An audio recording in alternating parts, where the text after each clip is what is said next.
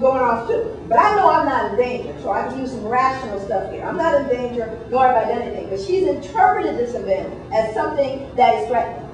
Doesn't matter how rational I think or irrational it is, that is how she has interpreted that event.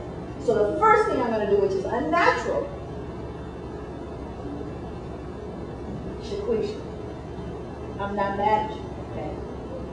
I'm not attacking you, honey, I'm not. I need you to know, I'm not mad at you. I just wanted you to pick up your books. Now, if you need some time, you want to step out, you can do that. I want you to know, honey, I'm not mad, okay? I'm doing two things. I'm modeling something for you. I'm slowing my voice, I'm lowering my voice, because I want to give her an opportunity to access what? Reason. Until she does, it is futile for me to do anything. But the last thing I'm going to do is attack her, because all it's going to do is escalate. And what we do, and afterwards, this is a miraculous thing about our children, they're resilient.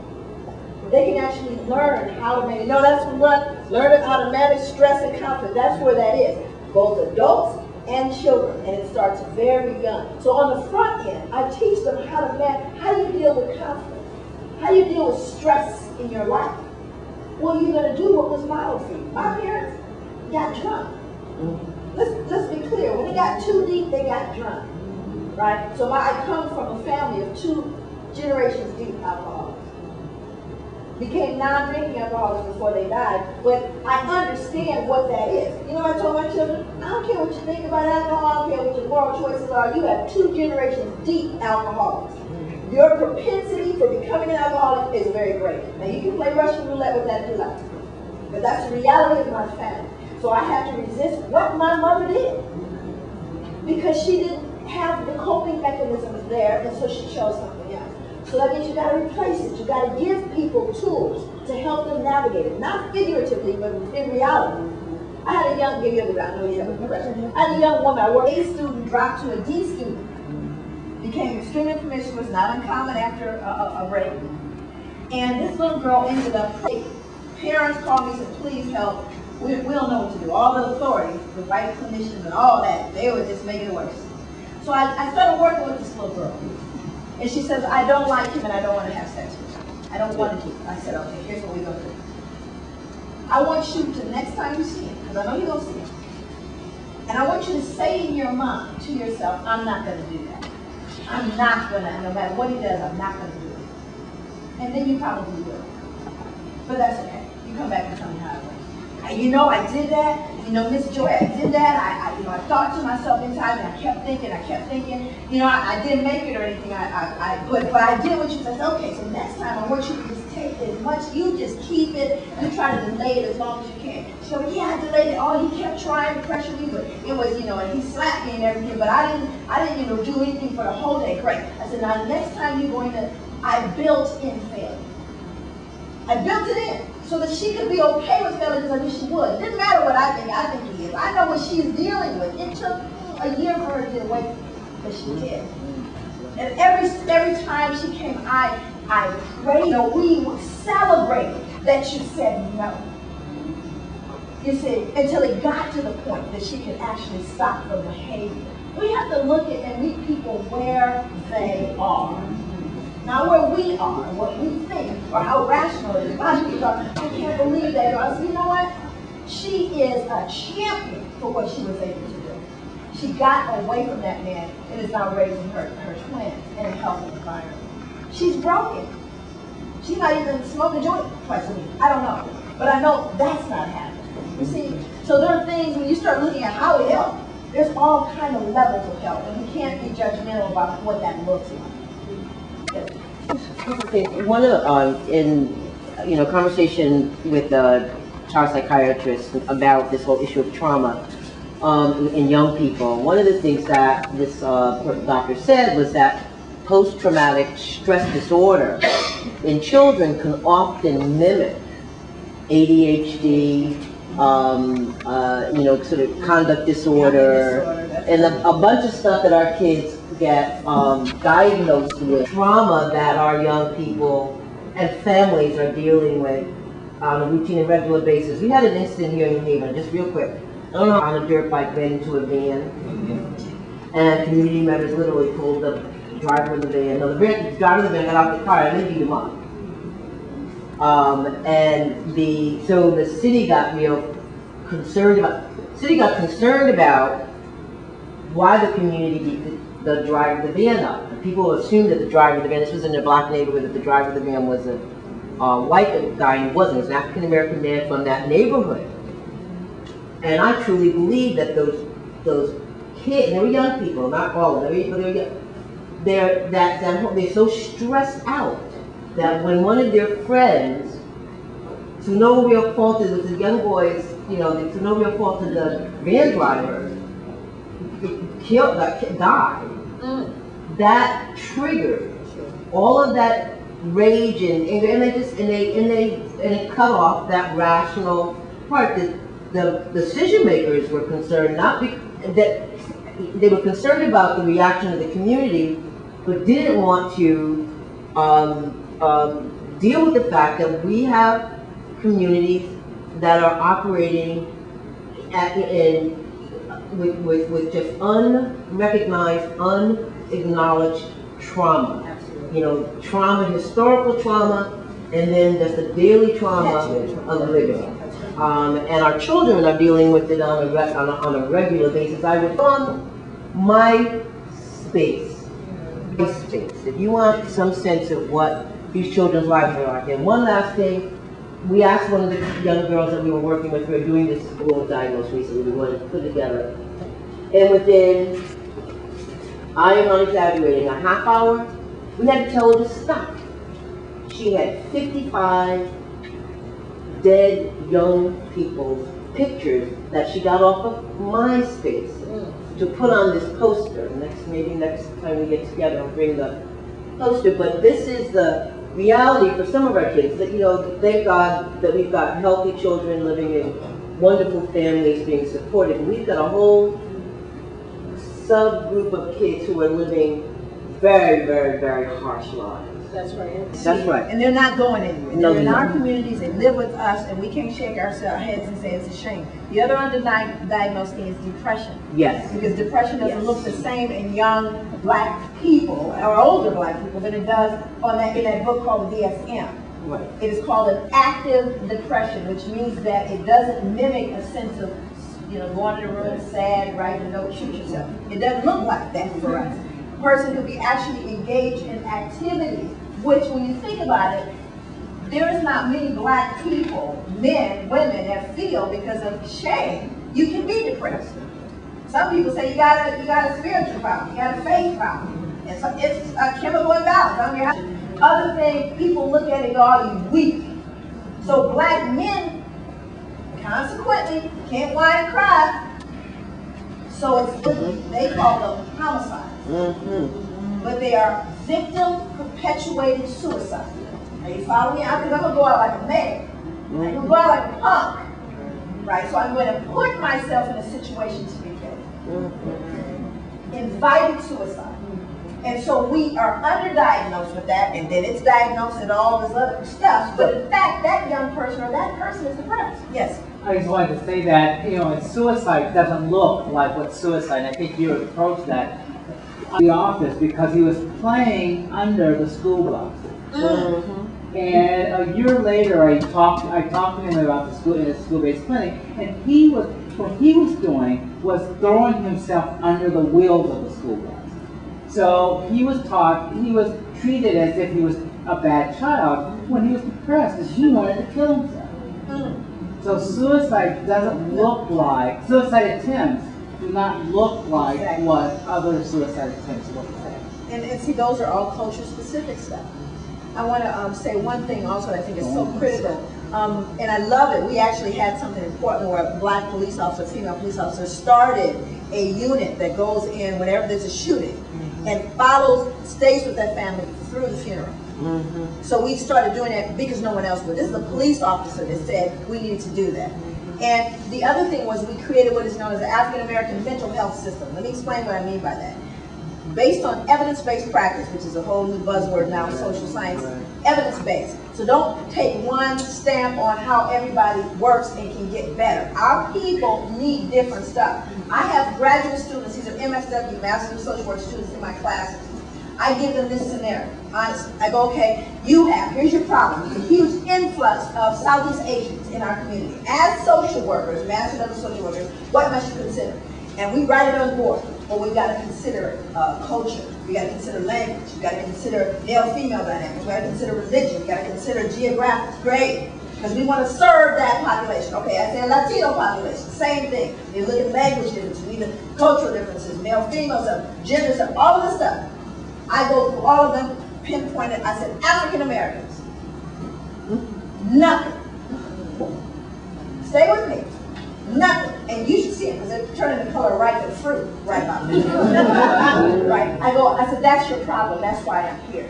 Because you don't believe there's anything you need to do to come into my community and serve my people. You don't feel like there's anything, and there's two things that can mean. One of two things. Either you believe our culture is not worthy of mention or acknowledgement. It's not really existent. Or we're just deficient white. That's what that has to mean. But how dare you think you can show up in my community and serve my community with ignorance? It's a sign of white, a belief of white superiority, one, because I'm smart. I don't need anything else to deal with you people, right? So then we had to prove it. Remember, whenever you do that, they go, oh, they get hot. I can talk about them not being, because see the Asians, they don't have no problem saying, don't come. Mm-hmm. And if you do come, you can show up, but it's in Mandarin Chinese. Do the best you can. Okay? Because this is how we roll. No, they don't have any problems. They smile at you, yeah, don't want you to stay. And nobody says anything, but when black people say, we don't want you to stay, how dare you? You're hot. You're all hot. Let me tell you what we did. We had, of course, the money comes from the feds. We're going to serve the black community. We'll do it. Because we want your money. So the HMO creates a little pilot program, and they plop down in the middle of the black community. They got the money from the feds, the state, county, and they're going to serve. Let's see, who's going to run the clinic? Usually a white woman, right? That's the majority. And then you have this clinic, principally white people, going to serve our community. Because the question, just recent as yesterday, a white man who I had to do this with, had this conversation, because I don't take care of white people. So I had explained to him why he was incompetent to work in my community. And he was really doubly upset. I'm a woman telling it too, and I'm black. And I said, yeah. He said, well, do you have any examples? And I said, sure, I'm glad you asked me. Let me give you some example of what that looks like. So let's get clinical. So we have this clinic. This is a real story. 250-pound black man shows up at the clinic, the little private clinic that the HMO created for him. He's off his meds, bipolar, off his meds a couple weeks. And he's off his meds because he got laid off, can't afford the medication. But he heard they got a program in the community, so he shows up. All, big to him, but not a synapse firing right. Right, so who does he get to see? Cindy Lou Who, fresh out of Arkansas with her MS of W. Or give her some more LCS and give her some letters, whatever you want. She shows up in the room. He walks in, and with all his synapses not firing right, the one thing he knows, don't scare the white girl. Figure that out. With all those scattered thoughts. So he's sitting there looking at her. She's trying to force out of her mind all the stuff Dad said. All the stuff that was said at her dinner table. All the stuff that she's been taught to believe about this big black man. This particular organization, the director, circulated a memo, which unfortunately I got hold of and published in the newspaper, that they would no longer serve angry or agitated black men. This is mental health for our community. Okay.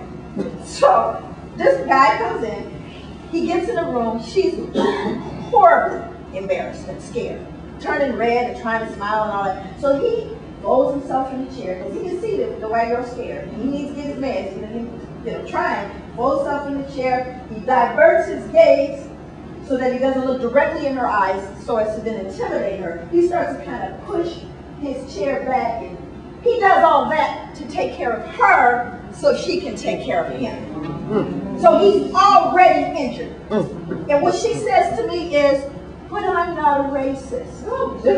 And I go, and I don't care. That's right. If you're racist. Because what walked in that room was 300 years of history, and he shouldn't have to go through that. And maybe you shouldn't be on the other side of that table. You're not competent to be there. Right. All right. Yeah, but you're going to have the Nguzu Saba on the wall. Yes. Okay, Dr. DeGroy, since people are not competent, white people are not competent to take care of black people in the black community, I agree with that 100%, mind you, because I see in New Haven, the people that are making decisions for the black community here are white people. And I always said, I'm new to New Haven by 3 years, and I'm like, where are the black leaders here in New Haven? There is no black leadership here, and that's kind of scary. So I made a lot of notes here, but I won't. I don't know if I should get into all that. but I have to say this because I know you would understand. Is first of all, Africans in Africa, they don't really associate themselves with black Americans here. They don't. They have a distance there. They are better than we are here, really. That's how they think of themselves and less of us, because we were enslaved people, and enslaved different the way you described it than any other way that it had. There's always been slaves from, read the Bible, there's been slaves, but they had rules, they had laws where people could be under enslaved. When white people enslaved black people, it was less than human. We were considered worse than animals. And so that affects us today, and we're all messed up because of it. And if we don't heal ourselves, if we don't do anything about it, we're going to be doomed people. I see that in New Haven. If you ever stand outside on the green at 2 o'clock and watch your kids get off the bus, you will see there's something wrong here in this community. And then watch the policemen stand on the other side of the street, and they're looking for trouble, and then they're arresting your children for riding the bike on the sidewalks, where students ride their bikes on the sidewalks all the time, but they're keeping a record of your children now. So I think about this, and I look about, I say, well, what can I do as a person who live here, and how can I help out here? I think you need to design some workshops. This is my goal. You need to design some workshops. You need to educate people like myself who are interested in just learning more and doing more, to help our people. So I want you to know, one, you do have resources there. I haven't seen them, but I know they're there. What we discovered, they said, well, we don't have enough, you don't have enough black professionals. That's why you can't have a staff. We found, I went and looked and found 215 black professionals who couldn't work in the community because there were no jobs. And they got loans to pay off. They had, so what ends up happening within the community are not jobs for them, so they're working in white establishments, which makes sense. They're also, I'm not even suggesting that white people can't work with black people. I have a friend, he's Jewish.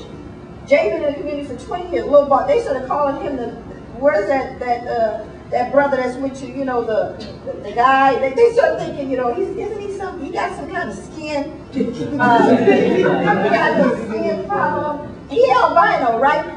They started doing that with him. You know why? Because Jay showed up. He showed up, and half the time he just shut up until he was accepted in the community. He's a clinical psychologist, and he works in our community. So white people can work with black people, but you don't get to come in and run it and take over. I would submit to you that there are black people that want to serve but don't see the place to serve. Number 3, get a dream team. This all started with 7 people. We had even black folks mad at us. Who they think they are? They think they are all that. Why I'm not on it. All the drama, crabs in the barrel. How dare they? Who does she think she is? And all that. And we saving their jobs and programs. My sister works in the government. She's a spook who sat by the door. She would call us, tell us when the money's coming down, because they always have the little grant events in places where we can't even spell a C. My sister would say, be there with a busload. They wouldn't know how that Negro got it. They don't know who told them. The plan is for us not to get the money. Let's be clear, this has been done forever and ever. Then we would do stuff like collectively, because they also pit us against each other. Give us not enough money and have us fight. We go, it's not enough money, we sent it back. Said none of us are taking it. That's what we did, create a coalition. 7, get a political person. Get just a few people. Now, you got black folks, man, dog in the south, all that was going on. Now they coming in, it's our clinic. They built it. They were talking to the newspapers about it. know, I love my people because I know we broke. You know, sometimes you gotta take the mic away from folks. Take the mic away. Say, be like you can't have a mic. So what I'm saying to you is those resources are there. You know, I would never suggest that everything is the same, that we do it, but you have, it's in this room. It's a